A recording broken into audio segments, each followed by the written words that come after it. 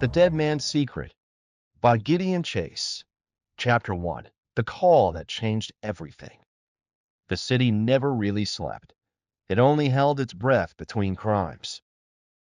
Rain fell in sheets, casting a shimmer across the cracked sidewalks and the rusting skeletons of street lamps. Neon signs flickered with half-hearted glows, trying and failing to cut through the fog that crept like a living thing. It was nearly midnight when my phone buzzed, a name I hadn't seen in years. Carl Dempsey. I stared at it for a long second. The name was like a punch to the ribs, familiar in a way that hurt more than it comforted. He was an old cop, retired before he should have been, once my mentor, and more importantly, once my friend. I hadn't spoken to him since things fell apart between us 5 years ago. I picked up anyway. "Still alive, Jack?" came his gravelly voice, still sounding like it had been dragged through a whiskey bottle and a pack of smokes. "Just barely," I said. "Didn't think I'd hear from you again." "You didn't, but I'm not calling for me." I waited. "It's about a girl. Missing. Quiet type. Went by the name Emily Kincaid. Mid-20s. Disappeared 3 days ago." "Call the cops." "I did," he replied. "But the badge doesn't weigh the same it used to. I pulled a few strings. She's not just missing. She's buried deep in something rotten. I need you to find her." "And what's your stake in it?" There was a pause. Rain hammered the windows as if trying to get in. "She's my goddaughter." I closed my eyes. Of course. "She was digging around before she vanished," he added. "Some kind of investigation of her own. I think she found something she wasn't supposed to." "And you want me to go after her trail?" "She trusted me," Dempsey said. "But if something happened to her, I can't let it sit, Jack. Not this one." I lit a cigarette and let the silence stretch, watching the smoke curl toward the ceiling. Dempsey didn't call in favors, not unless it was serious, and he sounded scared. "I'll take the case," I finally said. "Text me everything you've got." "Thanks, Jack," he said. "Be careful." The line went dead. Her apartment was in the Northeast District, a quiet corner of the city that pretended to be clean but wore its filth just beneath the surface. I arrived early morning. The landlord was more interested in his coffee than my questions, but the badge I flashed wasn't real. It was old, from back when I still wore one, and it was enough to unlock the door. Her place was neat. Too neat. There were no signs of a struggle, but I'd seen this before. The kind of vanish where someone's life just stopped. No suitcases missing, no hastily packed bags, a coffee cup on the counter, a pair of slippers by the door. She hadn't planned to leave.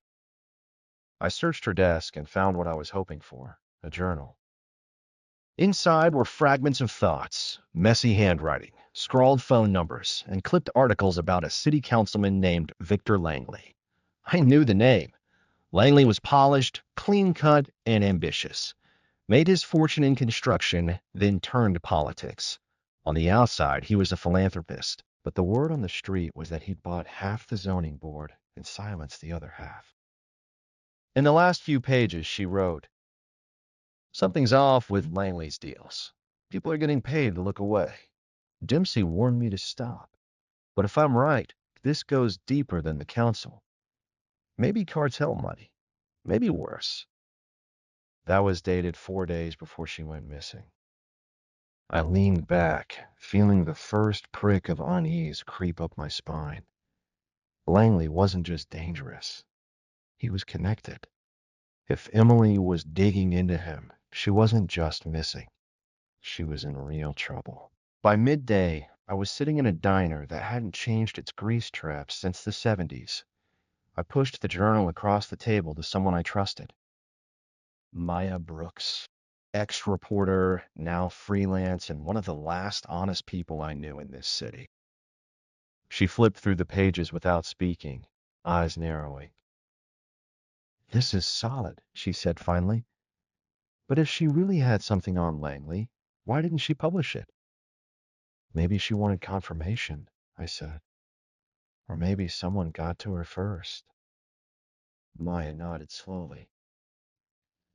If you're serious about this, Jack, you need to be careful. Langley's got people everywhere. Lawyers, cops, maybe even feds. You dig into him, you'll be stirring a nest of vipers. I took a sip of my bitter coffee. Then let's start with the biggest viper. She raised an eyebrow. I'm going to pay Langley a visit. Langley's campaign office was in a downtown high-rise, all glass and smiles. His assistant was a woman who could probably lie with a straight face in her sleep. I didn't get past her. Langley wasn't taking visitors unless you had a press pass, a checkbook, or both. But I left a message. Tell him Jack Mercer came by. He'll remember the name. I didn't wait for a response. That night, I was back in my office. Rain still beat against the windows. I was sorting through the last of Emily's notes when the knock came. 3 slow raps. But the kind that asked for permission. The kind that warned you. I reached for the revolver in my desk before I opened the door. A man in a gray suit stood there, soaked to the bone but smiling like he'd just won a bet. Mr. Mercer, he said calmly, I was told you were looking into something that doesn't concern you. I didn't answer. My hand stayed on the grip of the gun. He continued, polite as ever. Walk away. That's not a threat. That's advice. And if I don't? His smile widened, but his eyes stayed cold. Then you'll find out the dead don't always stay buried. He turned and walked away, disappearing into the fog as if he'd never been there. But I knew then, whatever Emily had found, it was dangerous enough to send a messenger. Dangerous enough to kill for. And now I was in it, like it or not. The dead man's secret was out there. And I was going to find it. Chapter 2, Whispers in the Fog. The city looked different when someone told you to walk away from it. It wasn't just the shadows, they were always there, lurking behind alley dumpsters and busted neon signs. It was the silence that followed, a silence that had weight. I knew it from my time in the force. The quiet after a warning, when someone with power had just painted a target on your back. That man in the gray suit, polished, anonymous, threatening without raising his voice. He wasn't a thug. He was something worse, a professional, which meant whatever Emily Kincaid had uncovered was real and dangerous. I lit a cigarette with shaking fingers and dialed Dempsey. He answered on the second ring. You find something? Enough to know she was on to Victor Langley. Enough for someone to send a warning. He was quiet. I heard a match strike and a long inhale. You gonna keep going? He asked. You knew I would. He sighed. Then you need to be smart, Jack. Langley's not just buying silence anymore. He's removing it. I need more on Emily's angle. She mentioned a construction project. Zoning permits. Maybe cartel money. Yeah, a riverfront development project. The city called it urban renewal. Langley called it a miracle. Locals called it a land grab. She was digging into it, trying to trace funding sources, said the money didn't make sense. I jotted it down. You got anyone left at City Hall? I asked. Maybe, Dempsey replied. But they're not going to stick their necks out. You want dirt, you go where Langley buries it. Start with the zoning board. A guy named Miles Rennick. He's quiet, keeps to himself. He rubber-stamped half the permits for the project. Find him, you find the paper trail. I found Rennick 3 hours later, holed up in a grimy office above a liquor store in the south end of the city, the kind of place people went to disappear or rot. He looked like he hadn't slept in days, skin pale, eyes twitchy, fingers trembling as he thumbed through a half-empty bottle of pills. He flinched when I knocked. "Not interested," he muttered. "I think you are," I replied, flashing an old precinct badge out of habit. "Jack Mercer. I'm not here to arrest you, just to talk." He hesitated. "Let me in." The office stank of sweat and fear. Stacks of city plans and permit forms littered the floor like autumn leaves. Rennick slumped into a chair, rubbing his temples. "You don't get it," he said. "They're watching. Always watching." "Who?" I asked. He looked up with red eyes. "The Foundation. Langley's nonprofit. It's just a front. A money laundering show. They move cartel funds through fake community grants, clean it with city contracts. Emily found the pipeline." My blood ran cold. "You helped cover it?" He nodded slowly. "They didn't give me much of a choice. First it was pressure. Then came the threats. I signed everything they told me to." "Do you have proof?" His hand shook as he reached into a locked drawer, pulled out a flash drive. "I copied everything. Emails, transactions, meeting notes. It's all here. But I can't testify. I'm dead the minute I speak." "You don't have to speak," I said. "Just let me use this." He slid the drive across the desk. "Tell Emily," he started, then stopped. "No, doesn't matter. Just get them." I left the office 10 minutes later, heart pounding, the flash drive burning a hole in my pocket. But I never made it far. 2 black SUVs were parked across the street, engines running, tinted windows. I slipped into an alley and doubled back, ducking into the liquor store's rear entrance. I watched from the shadows as 3 men in suits climbed the stairs to Rennick's office. A minute passed. Then 2. Then I heard the shot. By nightfall, I was back in my office, staring at a screen, watching line after line of data scroll past. Wire transfers, shell companies, ghost donors. The web was vast and tangled, but it all pointed back to one name: Victor Langley. And just beneath it, another name I hadn't expected to see: Dempsey. My stomach turned. There it was, a receipt buried deep in the logs. Dempsey's name on a consulting fee from one of Langley's fake development groups. I ran my fingers through my hair, heart pounding. Had he lied to me? Was this just another setup? No, not Dempsey. Couldn't be. But then again, I'd been wrong about people before. Later that night, I met Maya at a quiet bar near the docks. I handed her the flash drive. "I need you to trace this. Find out if there's any clean way to pin this to Langley." She studied the data with a trained eye. "This is big. Huge. You could blow this whole thing wide open." "I don't want headlines," I said. "I want Emily found." Maya nodded. "I'll get to work. But Jack, be careful. If Langley smells this coming, he won't just try to scare you off. He'll make it permanent." I left the bar with a gut full of unease and a growing list of questions. If Dempsey was involved, even tangentially, I needed to know. I needed to confront him. But when I arrived at his house, the door was wide open.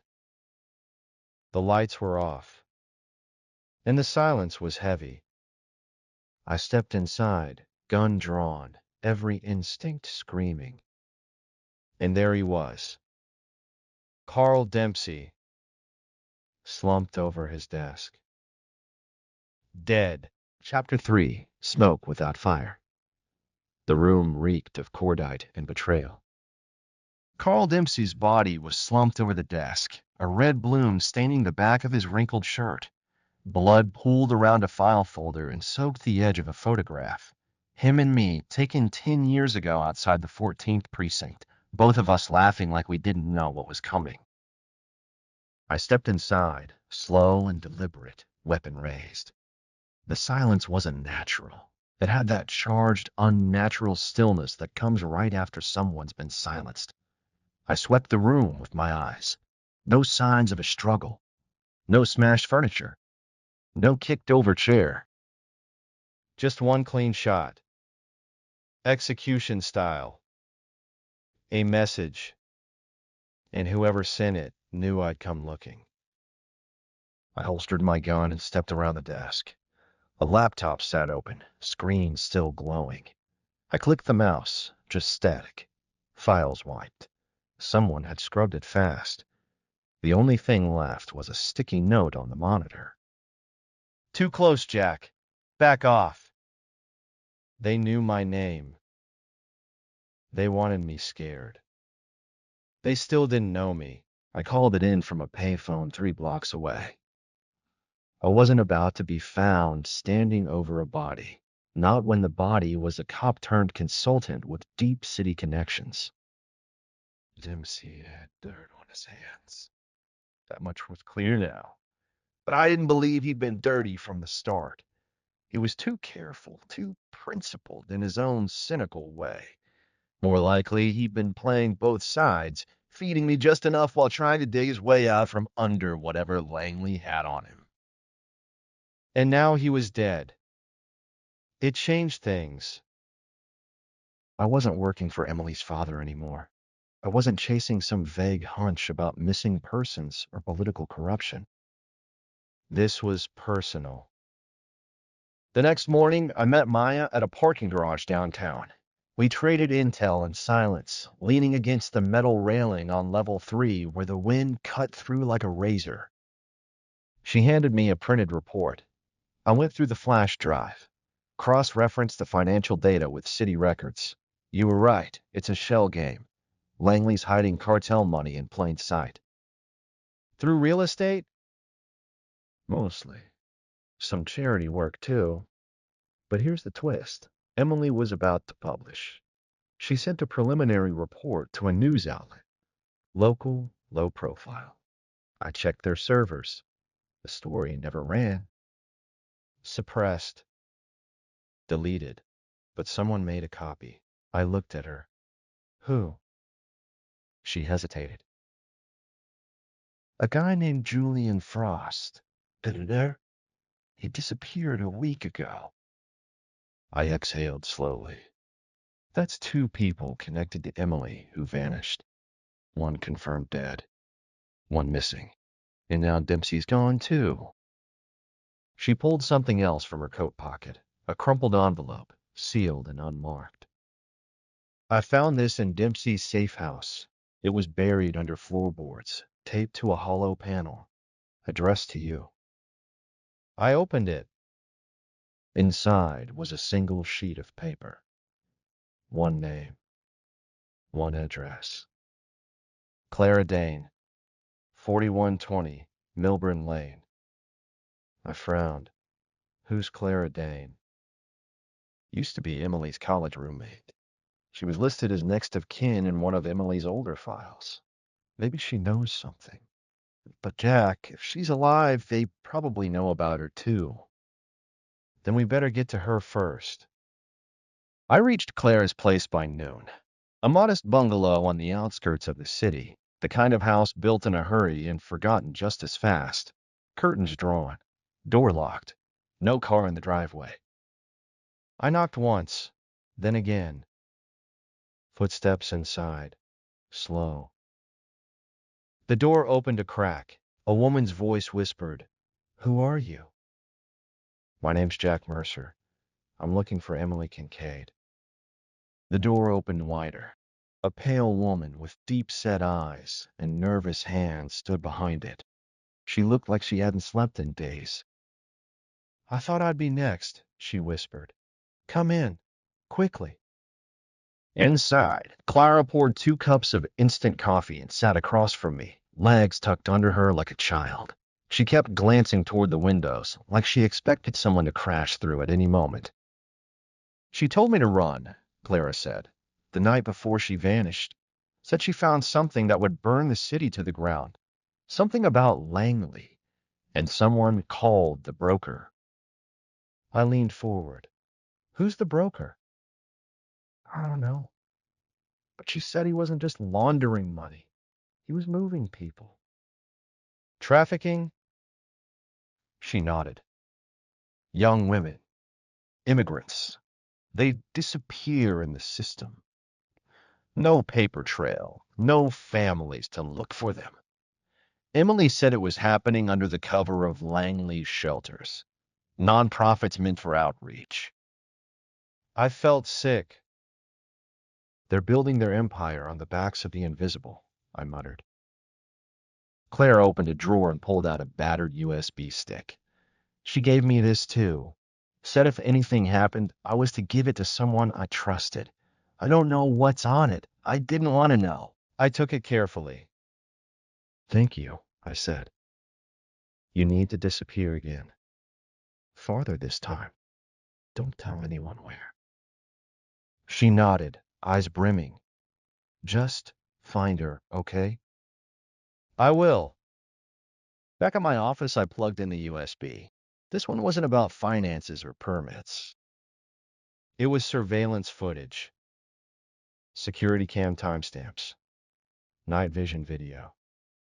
And then there she was, Emily, walking down a corridor, looking over her shoulder. A basement, maybe.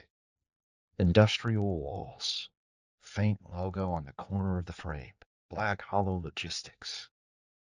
Another frame. Two men following her. Another cut. A van. Emily being dragged. Then nothing. My phone buzzed. Blocked number. I answered.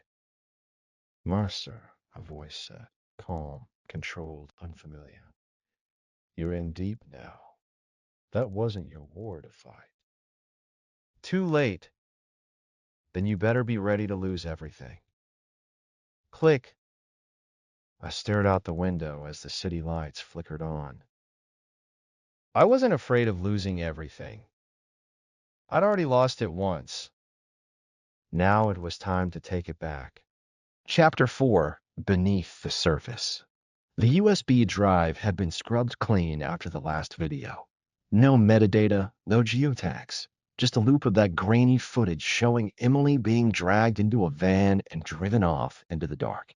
It left more questions than answers, but it gave me one lead, Black Hollow Logistics. I never heard of them before, but Maya had. She pulled a file from her bag and slid it across the diner table like it was radioactive. Front for an import-export shell company based out of the docks, she said. Looks legit from a distance, but they've got layers of dummy core, foreign subsidiaries, all the usual tricks. Langley connected? She nodded.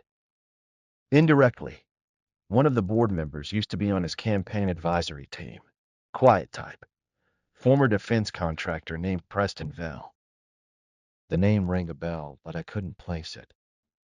Can we get inside? I've got someone who can. He owes me. Works security at the docks. Not exactly on the payroll legally, if you get my drift. I finished my coffee and left the 20 under the sugar jar. Let's go make a friend. We found him outside warehouse 17, leaning against a forklift and chain, smoking like it was a full-time job.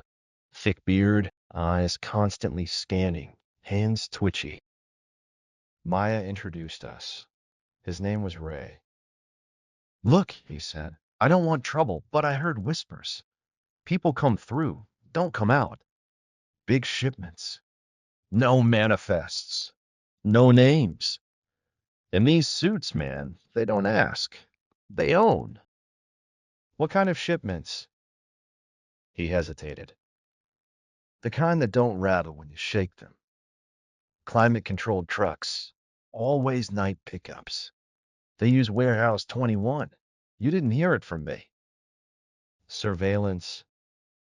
Minimal. They rely on the neighborhood to stay quiet. Cops don't come around here unless there's a body in the bay. Perfect for the kind of operation they were running.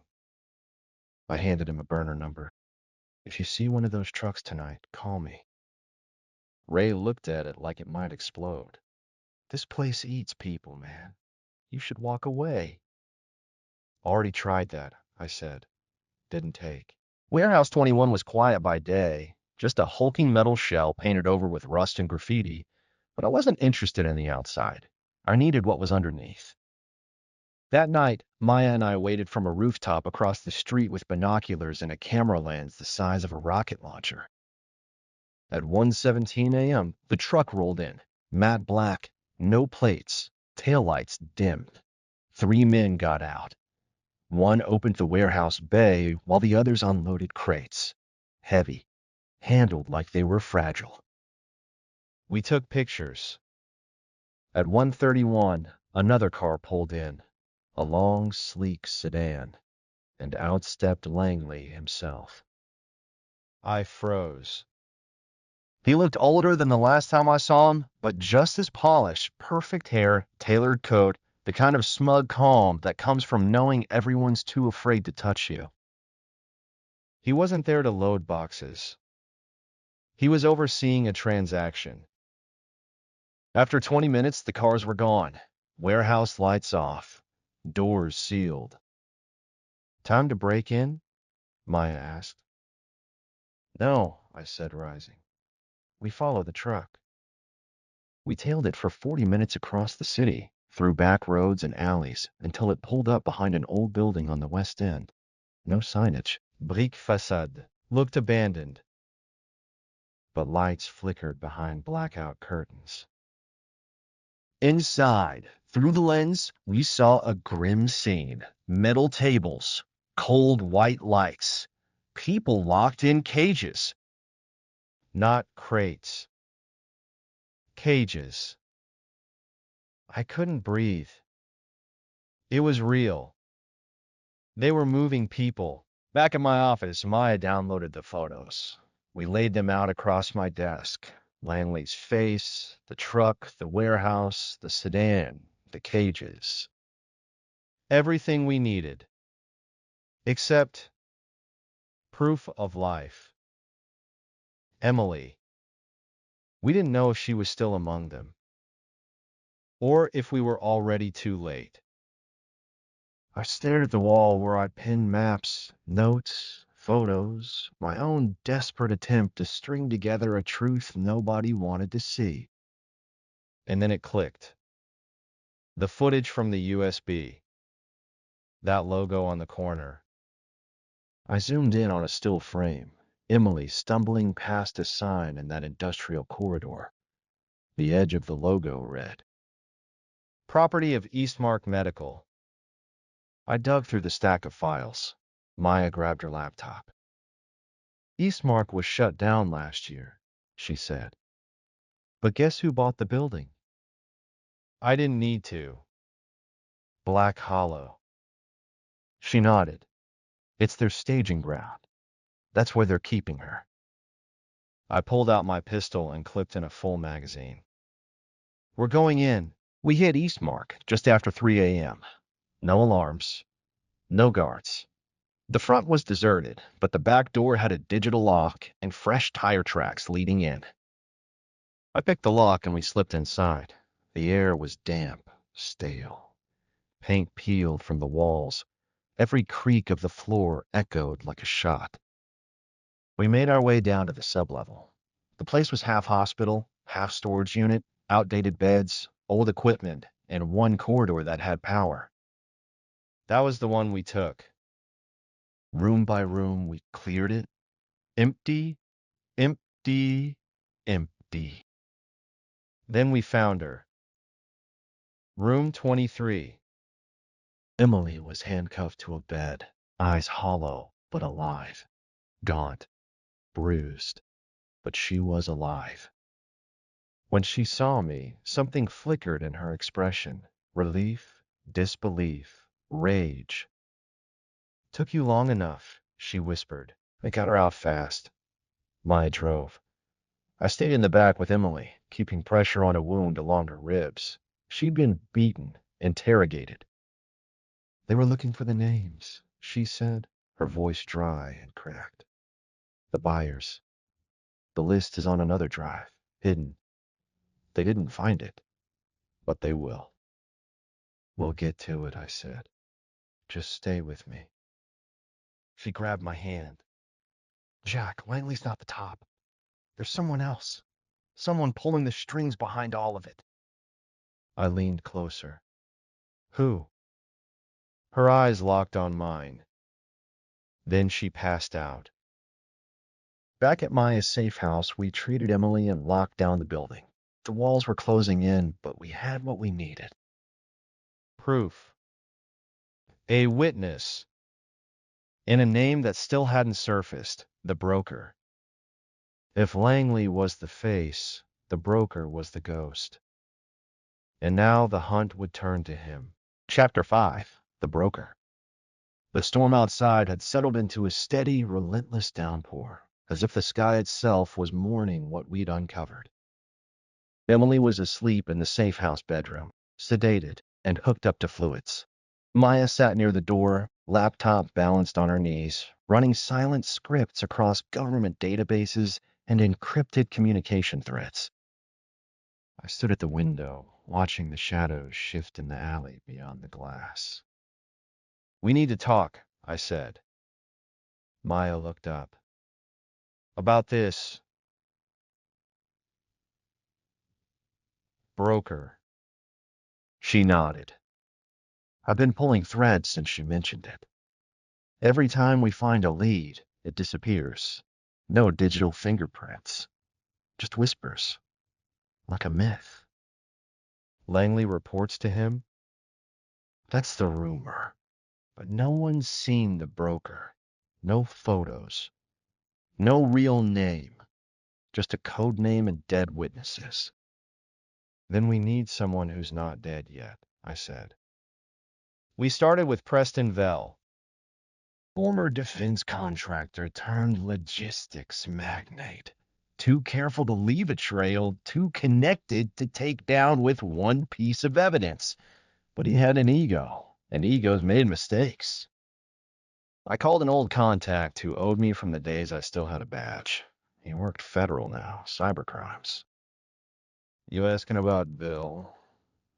He said over the phone. Man's a ghost in a mirror suit, but I'll send what I have. 20 minutes later, I had it. A list of Vell's shell companies, offshore accounts, donations to obscure charities with ties to known traffickers. And most importantly, a meeting. Tomorrow. Private dinner. Vell, Langley, and someone known only as K. Code word level security. Bingo! Maya tracked the location, the Rothberry, a high-end restaurant in the financial district with private underground rooms for sensitive discussions. We can't get inside through the front, she said. No, I agreed, but we're not going through the front. That night, I suited up. Maya prepped the bugs. We'd plant listening devices inside the restaurant's main electrical panel. From there, we could patch into any nearby communications. The access point was behind the dumpster in the alley. Cameras on the north wall, but the blind spot ran along the south, just enough space to squeeze through without being seen. I reached the box, flipped it open, and started wiring. 5 minutes in, voices echoed down the alley. Not restaurant staff. Armed. Military boots. They weren't supposed to be here. I crouched behind the bins, heart pounding. 2 figures passed just inches from me. One of them checked the door. The other lit a cigarette. He's late, the smoker said. Vell doesn't like to wait. I waited until they moved off, then finished the connection. Signals Lev, Maya whispered through my earpiece. We're in. Inside the safe house, we listened as Langley and Vell spoke in low tones, the clink of silverware and expensive wine punctuating every word. Then came another voice. Calm, measured, British. I assume this delay is necessary. That had to be the broker. Langley responded. There was a breach. One of the girls escaped. She had help. My gut turned to ice. She's been found, Langley continued. But we believe the investigator is still active. The broker paused. Then eliminate him. Quietly. We don't want another Panama. There was a scrape of a chair. In what of the list? Vel answered this time. Still in play. Hidden. But we've narrowed it down. We? The broker asked. Vel hesitated. Langley's team has it covered. There was silence. Then, for your sake, I hope so. And then the audio cut, scrambled, distorted. Maya looked at me. They know. I didn't sleep that night. Instead, I watched Emily breathe. She was the key to everything. The list, the connections, the next steps. And if I didn't act fast, she'd be dead before sunrise. We needed leverage. We needed the list. And only she knew where it was. She woke up at dawn, pale but aware. I need the drive, I told her. She shook her head. It's in a locker. Bus station on 4th. Number 88. Code is your badge number. I blinked. You remember my badge number? She gave a weak smile. You wrote in the back of every notebook, like it mattered. It had, once. I drove there alone. No backup. Just the Sig Sauer under my coat and 1,000 alarms ringing in my skull. The locker was there, untouched. I punched in the code and opened it. Inside, a small drive and a photo. The photo stopped me cold. Me, in uniform, standing beside a woman and a boy. Emily, and my son. I hadn't seen that photo in 10 years. The past slammed into the present like a freight train. My knees buckled. I'd walked away from them. I thought it was the only way to keep them safe. But somehow, they'd been caught in the storm anyway. Back at the safe house, we decrypted the drive. Names, payments, shipping manifests, politicians, businessmen, even law enforcement. This, Maya said, eyes wide, is nuclear. We had everything we needed. But we weren't the only ones watching. My phone lit up. Unknown number. I answered. A voice, modulated and cold. You should not have opened the locker. Then the line went dead. In the safe house, lights cut out. Chapter 6, Blackout. The safe house plunged into darkness. I didn't speak. Neither did Maya. The hum of the ceiling fan died with a mechanical sigh. Emily stirred in the back room, moaning faintly in the sudden stillness. I drew my weapon, flashlight clipped under the barrel. Maya, I said softly, offline backup? She reached into her bag and powered on a portable router. It blinked red. No signal, she whispered. They're jamming us. Of course they were. They weren't coming to scare us. They were coming to erase us. We'd fortified the place well enough. Steel-reinforced doors, bolted windows, a panic room behind the closet. But we hadn't expected an assault this soon.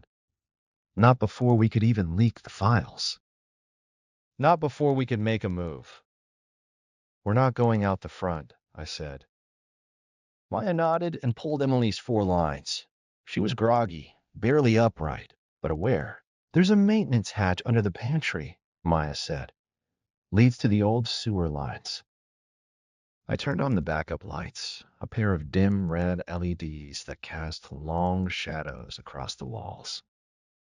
That's when I saw the silhouette outside the living room window. Then the crack of a silent shot punched through the glass. We dove for cover. I returned fire once, just enough to keep them down, then dragged Emily toward the hatch while Maya covered us. "Two outside," she hissed, ducking behind the counter. "Maybe more." "Go!" I barked. The hatch creaked open. Damp air and mildew hit my face like a wall. I helped Emily down the ladder, then Maya. As I started my descent, I heard boots crunch over glass above me. They were inside. The tunnel was cramped and reeked of rust and decay. Our footsteps echoed through the tight space. The walls were slick, the air thick with mold. We kept moving. "We need to leak the drive," Maya said. "We can't use satellite," I replied. "Not until we're clear of the jammer." "What if they find it before we do?" I didn't answer, because I was starting to think they already had. We emerged 2 blocks south in a back alley behind a boarded-up warehouse. Maya scanned the sky. Signals still blocked. "They're following us with a mobile jammer, probably on a drone." She exhaled sharply. "These guys don't play around." "They're cartel-funded, government protected. They play for keeps." I hailed a cab on the next street, paid cash, told the driver to head north. No stops. Emily slumped beside me, eyes shut, lips trembling. "What happens now?" she asked. "We get that drive to someone who can protect it." "Who?" "I know a name," I said. "Someone who used to run counterintelligence before he vanished." "Vanished where?" "To the kind of places where ghosts go to hide. His name was Samir Days. He'd been my handler once. Ran dark ops, burn-level assets, and files that never touched official logs. He disappeared after a scandal involving arms shipments to war zones that didn't officially exist. Last I heard, he was living off the grid outside Pine Rock Valley." Maya checked the drive one more time as we drove. "Do you trust him?" she asked. "No," I said, "but I trust that he hates the people hunting us." The cabin was deep in the woods, reachable only by a gravel road that wound through blackened trees and fog. No electricity, just a solar array and a water pump humming out back. I knocked twice, then once more. Our old code. The door creaked open a few inches. Then the barrel of a shotgun stared me down. "Well," Samir muttered, "either I'm hallucinating or you've gotten very bad at dying." "Still alive," I said, "for now." He let us in. Inside, the walls were covered in maps, red strings, and radio equipment. He hadn't gone quiet. He'd gone deeper. We told him everything. When I handed over the drive, he didn't blink. "I've seen this before," he said. Maya narrowed her eyes. "What do you mean?" "Not this exact list, but the structure. These names are part of a cold project from the 90s, something called Orion Directive." I frowned. That sounds made up. Everything real does, until someone buries it. Samir stood, walked to the map, and tapped a red-marked location in Mexico. "This is where it starts," he said. "A town that burned to the ground in '97. No survivors. No media. But the first case of human trafficking using official transport logs." "And the broker?" I asked. "Started there. Born in fire, raised in shadow." Outside, the wind picked up.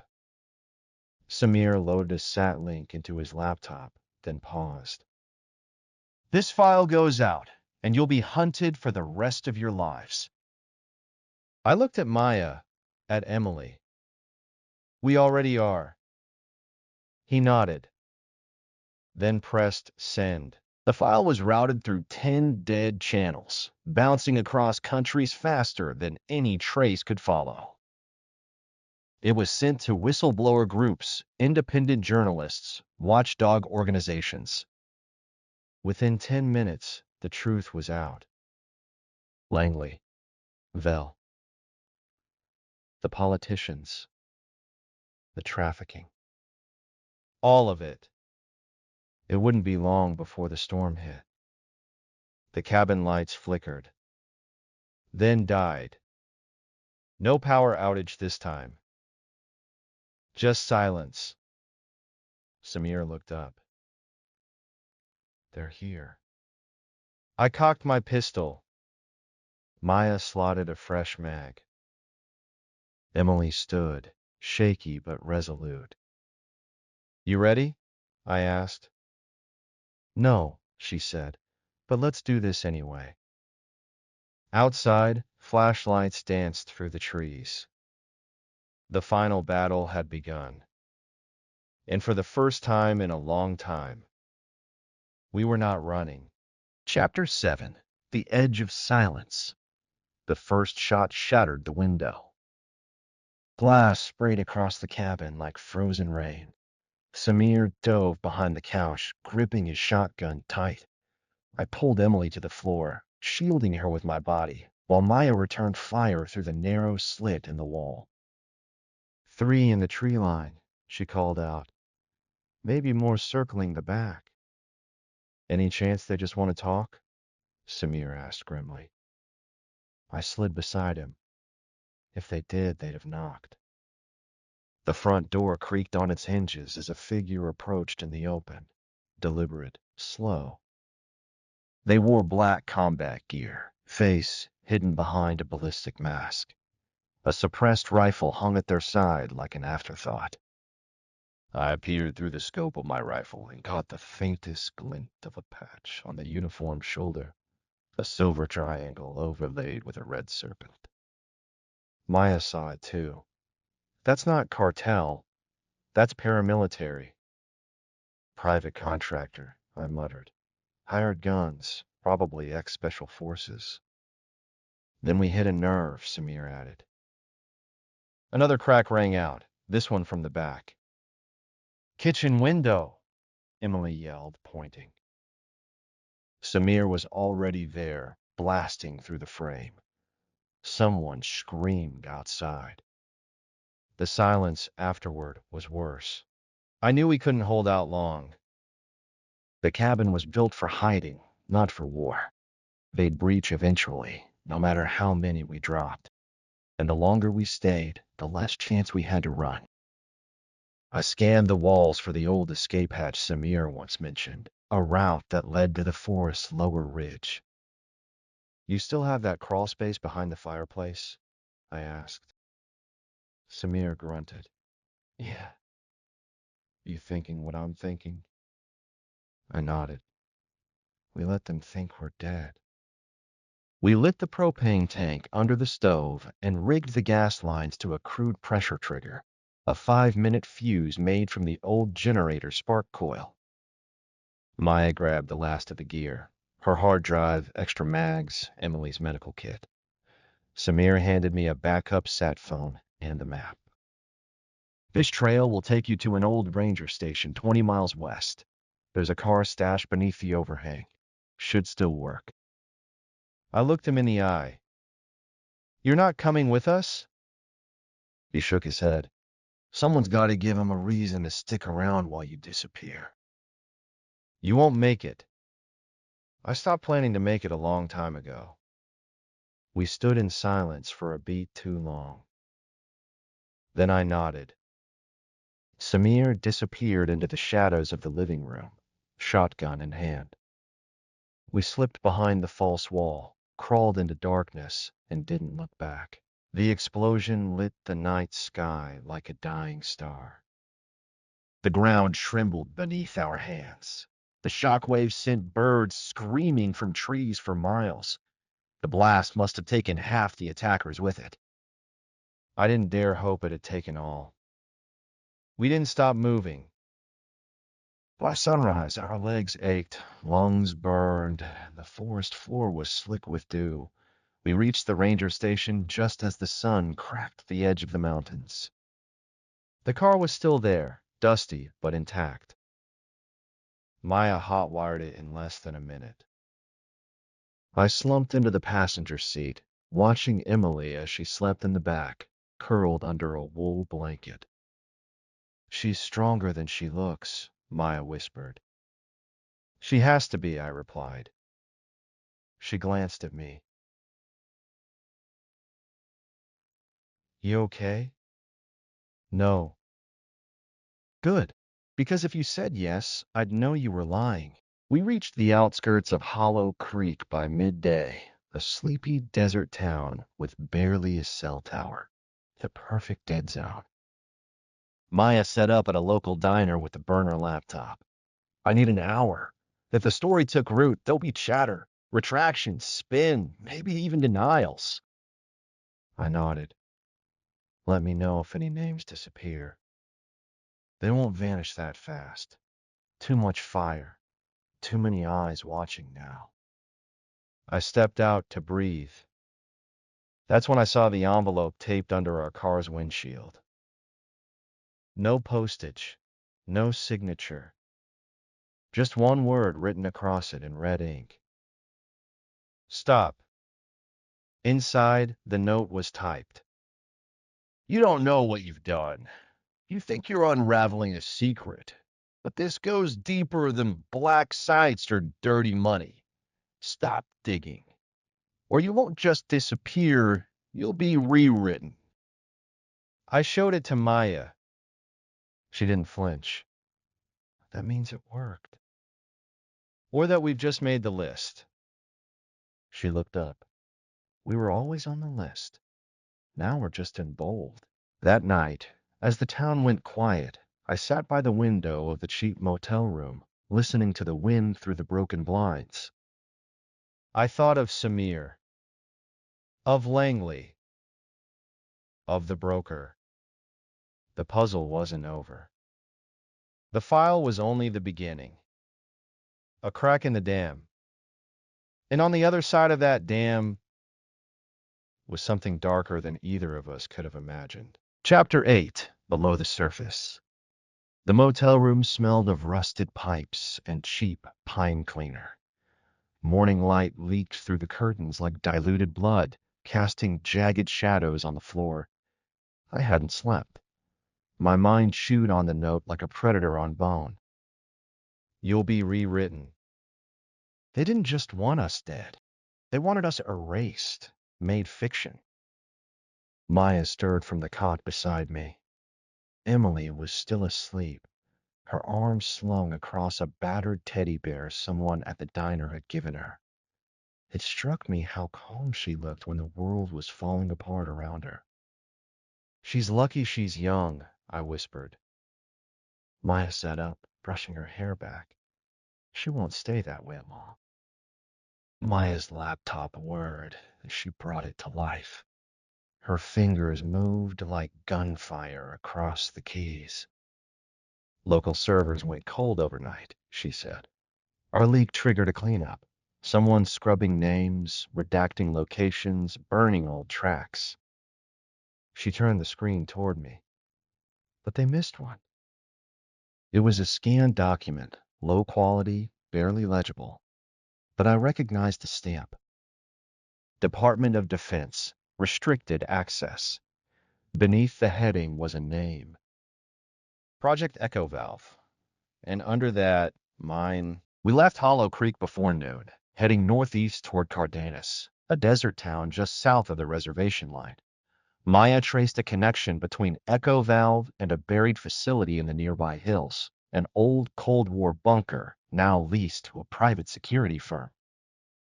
"You ever heard of Calyx operations?" she asked. "Only in whispers. They make Blackwater look like mall cops." They've owned that hill for 15 years. And no one's questioned what they're doing out there, not when they pay the local sheriffs in silence. The road was cracked and forgotten. Dust devils danced alongside us like ghosts. We ditched the car 3 miles out, covering the rest on foot. The sun cooked the earth to a blister. I could feel the weight of our past catching up with us in every crunch of gravel.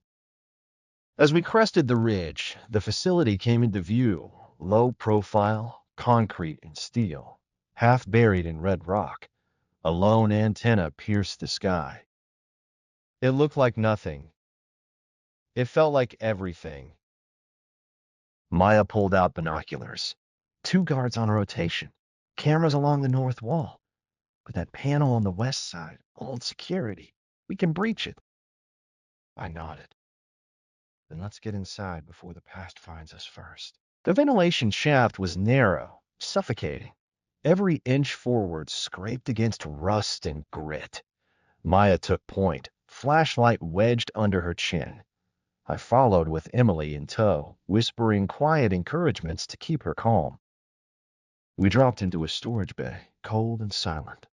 Rows of metal cabinets lined the walls, all marked with tags: Blackbird, Obsidian Fire, Echo Valve. I opened one. Inside were photos, mine, old cases, surveillance images, some from years ago, some from days ago. They'd been watching me long before I'd even taken the job. Then I saw the next file. Subject, Cassandra Reyes. Status, terminated. My sister. She died in an accident 12 years ago. Car wreck outside Denver. No witnesses. No investigation. But the photos here told a different story, one of surveillance, covert testing, medical reports with redacted sections. Maya leaned in. She was part of Echo Valve. Why would they target her? Maya flipped a page. She was a whistleblower. I froze. This whole operation, Echo Valve, it was a psychological experimentation project. Deep trauma reconstruction. Behavior manipulation. They tested it on select civilians, then erased the evidence. She tried to expose it. And they killed her, I whispered. No, they used her, then discarded her. A door slammed in the hallway.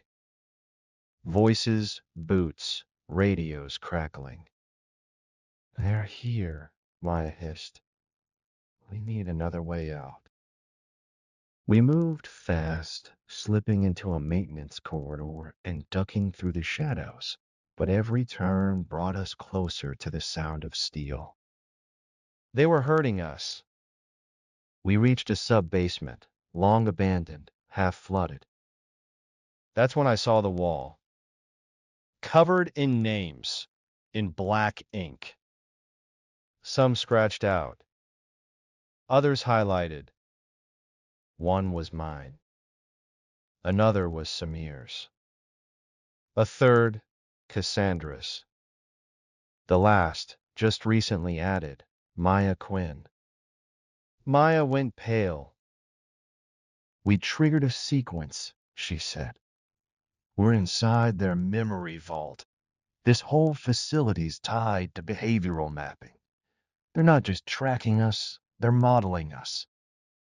Then what are we to them? She swallowed.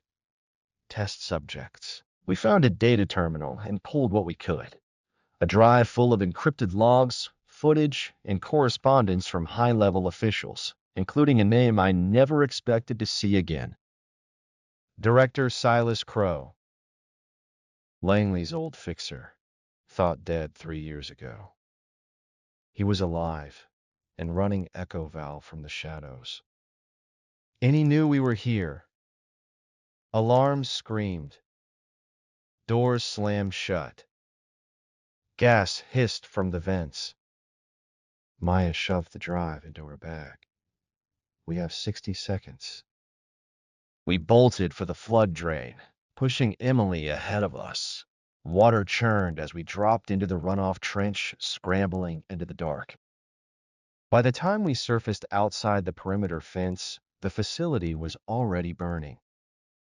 They were destroying the evidence again. But this time we had enough to make them bleed. That night, we camped under the stars, flames still visible on the horizon. Emily slept beside me, wrapped in Maya's coat. You okay? I shook my head. I'm not sure I ever was. She handed me a USB. This is your sister's voice. A message she recorded before they silenced her. I found it in the terminal. My hands trembled. She trusted you with the truth, Maya said. And now I have to finish what she started, I replied. Maya looked toward the fire in the distance. Then we bring the whole system down. Chapter 9. Burn Notice. The air tasted of ash. Somewhere behind us, the remains of the Echo Valve facility still smoldered, buried in desert dust. We'd blown the fuse on a hidden empire, but this war wasn't over. It was just waking up. We spent the night at an abandoned ranger station off Route 57. Maya's hands trembled as she decrypted the data drive we'd taken from the site. I could see it in her eyes, the horror of what we'd stumbled into. It was bigger than either of us expected. She turned the screen toward me. Look at this. The file scrolled by, line after line of names, hundreds of them. People marked as viable assets, behavioral anomalies, containment priorities. Most of them were dead. Some were still alive. And a few had one thing in common. They were all connected to me. Your cases, Maya muttered. Every unsolved file you've chased for the past 10 years, it wasn't random. They were steering you. Why? I asked. She clicked open a voice recording labeled Subject Raise, Final Communication. My sister's voice filtered through the speakers. Soft, tired, scared. If you're hearing this, I didn't make it out. They're rewriting people, Liam. Erasing who they are, what they remember. Project Echo Valve. It started as psychological profiling, but it became something darker. They're using trauma as a weapon, shaping people into something else. She hesitated. They're using you too.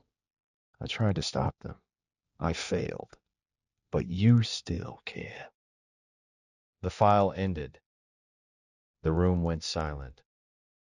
I stood slowly. We take it to the press. Maya shook her head. You think that'll work? This isn't a scandal. This is buried beneath years of forged documents, black site leases, and fake names. Then what do you suggest? We burn them from the inside. The plan was reckless. We weren't just exposing a conspiracy. We were going after its architect, Silas Crow. He'd faked his death in 2020 after the Geneva leaks, retreated underground, started rebuilding from the shadows. Project Echo Valve was his rebirth, a private sector psychological warfare program sold to the highest bidder. He controlled the data servers, the agents, the operations. But thanks to Maya's tracking skills, we had a location. A private airstrip near the Baja border. Crow was flying in to clean up loose ends. And we were the biggest ones left. We reached the airstrip before dawn. Maya slipped through the fence while I moved in from the ridge above. A single jet waited on the tarmac, sleek and dark, engines quiet. I scanned the area. 4 guards, 2 patrol vehicles, 1 satellite uplink.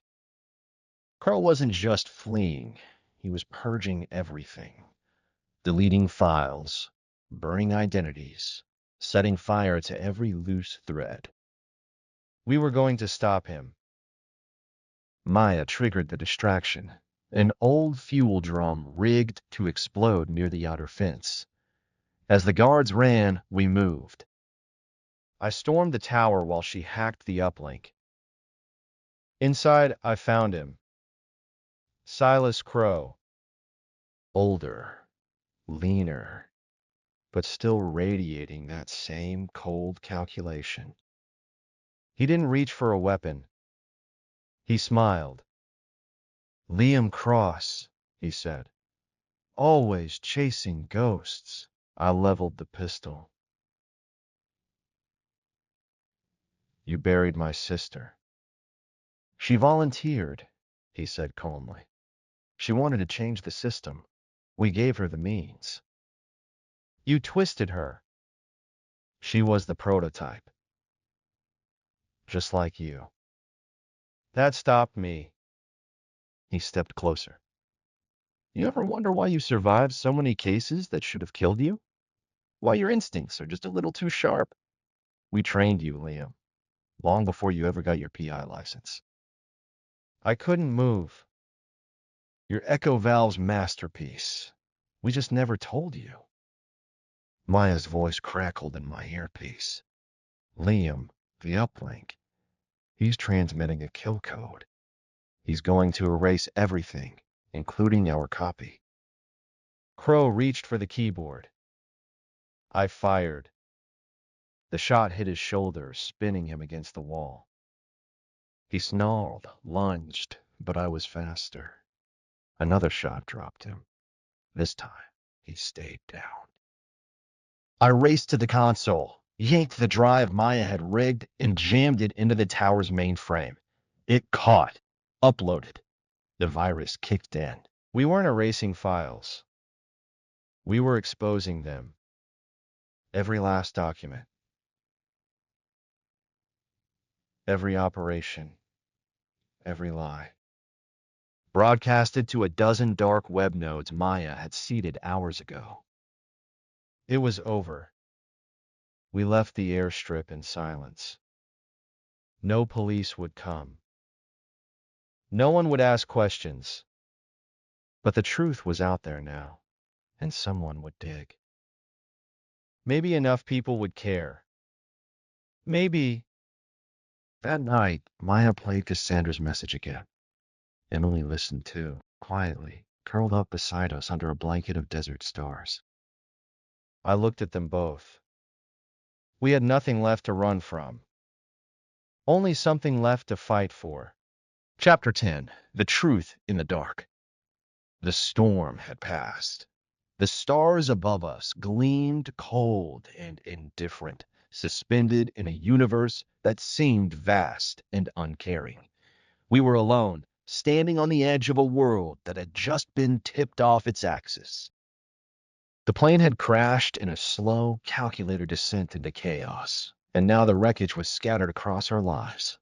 Maya and I stood together, our backs to the smoldering remains of the airstrip, but there was no satisfaction in the quiet aftermath. Crow was dead. The files were exposed. But the world? The world had not changed. At least not yet. We drove back to the city in silence, the engine's hum cutting through the empty miles of highway.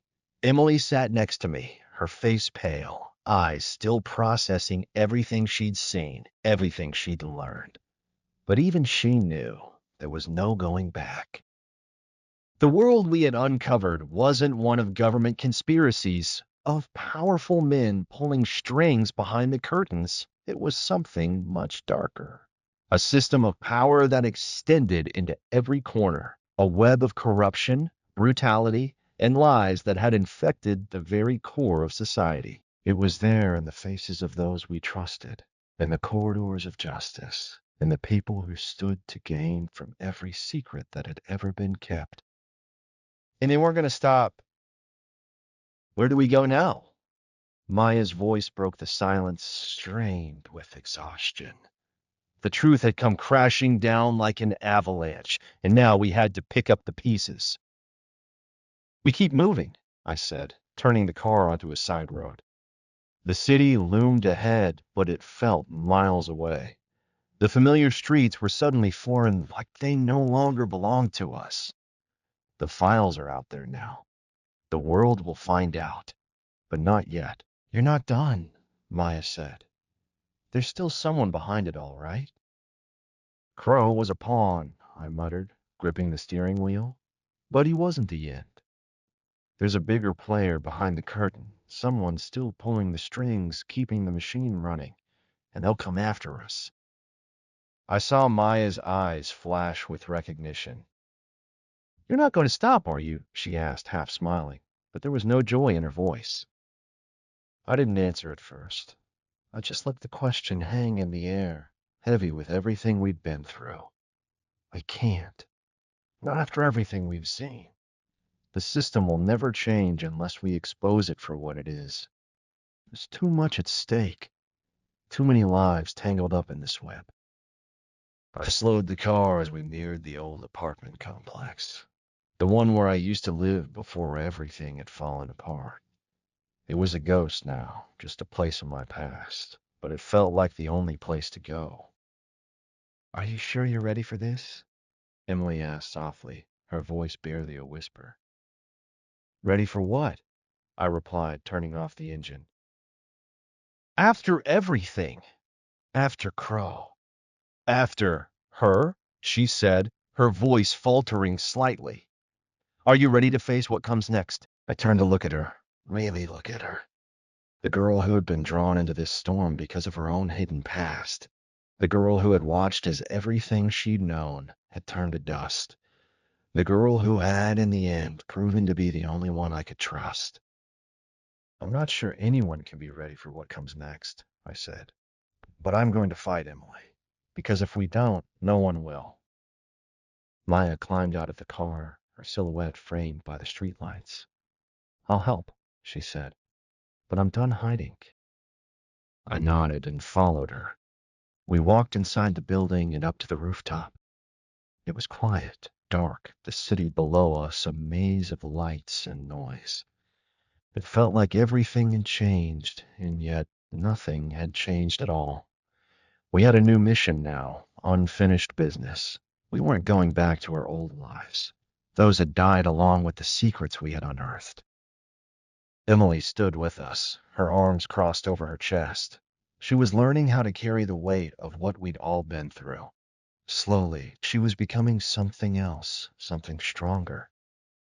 We looked out over the city, and for the first time in a long while, I wasn't angry. I wasn't bitter. I wasn't broken. I was ready. I'll get to the files, Maya said. I know where they're hiding.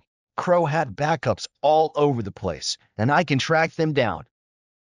I turned to her. It won't be enough. We need to make sure it all comes out. We need to expose it all. She met my gaze.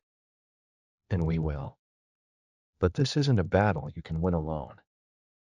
No one wins alone, I said, a smile finally cracking through the armor I'd built over the years. But it's a fight worth having. And with that, we walked into the night. The storm was still brewing on the horizon, but this time I was ready for it. No matter what came next, I wasn't running anymore. We were going to take down the system, piece by piece.